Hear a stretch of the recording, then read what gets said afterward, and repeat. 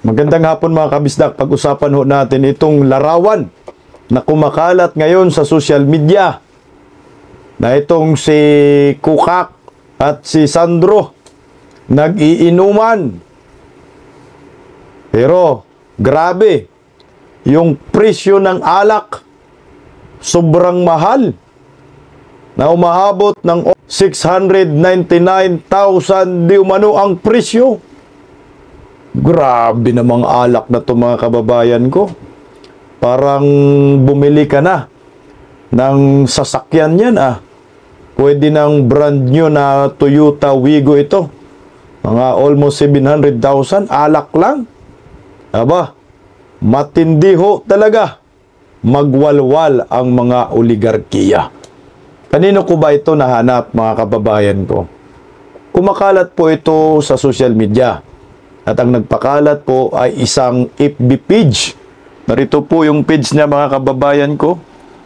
Ito yung post niya. Galing po sa page na Mahalin Natin ang Pilipinas. Sabi niya, a picture of inequality and privilege. Minention pa niya dito si G. Tralala daw. Commodore G. Tralala said Philippine Coast Guard personnel on boarding the MRP Teresa Magbanwa were drinking rain water due to lack of supply. Meanwhile, Philippine Coast Guard Vice Admiral Lisa Marcos with friends are indulging in luxury such as the Louis Rui Derer Crystal Brot Champagne. Pambihirang pangalan na to, mamahali na. Pangalan pa lang which cost around 74,000 per 1.5 liter of a bottle, and a 3 liter bottle would cost around 208,000 more or less. Grabe namang alak na ho ito. Talagang mababatikos ka ho ng mga netizen pag makita ho nila ganito kamahal ang alak na tinutungga ni Kukak. Kasama si Sandro dyan. Nandun din si Sandro sa picture ito yung picture mga kabisdak.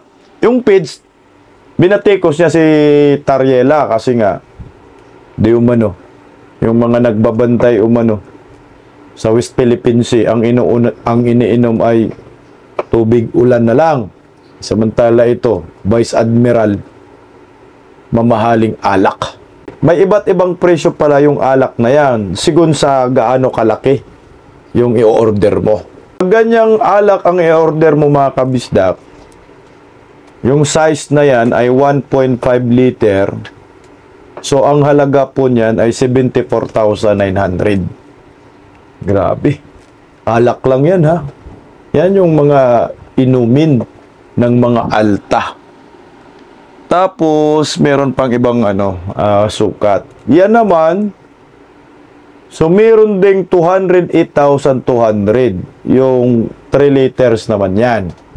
So, depende pala talaga sa laki.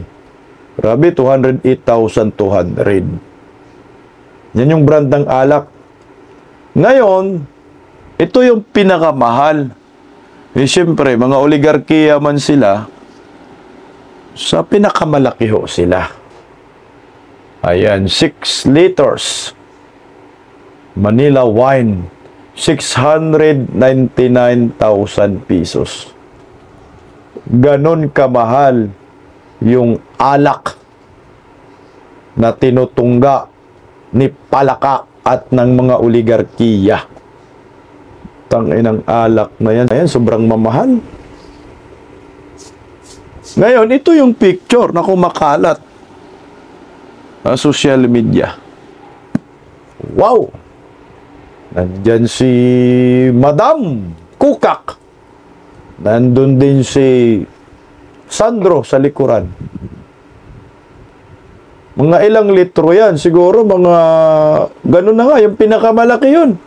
Nasa 699,000 pesos ang halaga ng alak. Pag tinignan mo dyan si Kukak, oh, mukhang may amats na rin, oh.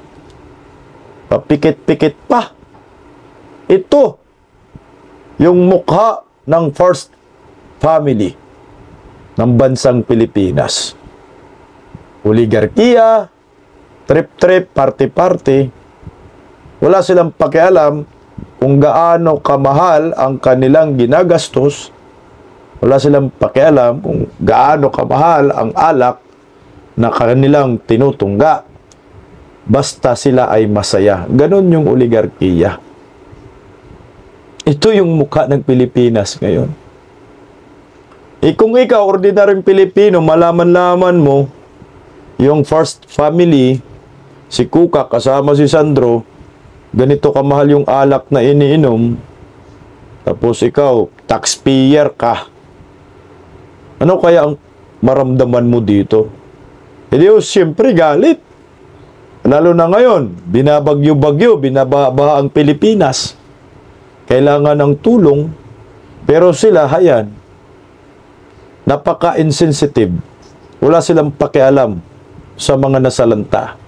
Basta sila, alak-alak lang. Trip-trip lang. Good time lang. Pero hindi na po nila ito mabubura sa isipan ng bawat Pilipino na sila ay talaga mahilig sa alak. Mahilig mang good time. At tama talaga yung sinabi ni Marlica, lasingga itong si Kukak. Puta, hindi lang pala lasingga ito, kundi mamahaling alak pa ang iniinom na sila lang ang pwedeng makabili ng ganyang klaseng alak. Ang tindi ng luho, ang tindi ng bisyo. Hindi nyo pira yan, yung binili ninyo sa alak na yan. Panigurado.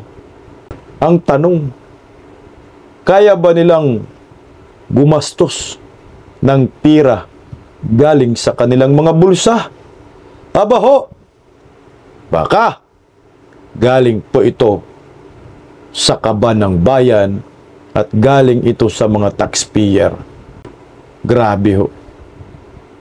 Walwal ng walwal, gastos ng gastos ang pamilyang ito.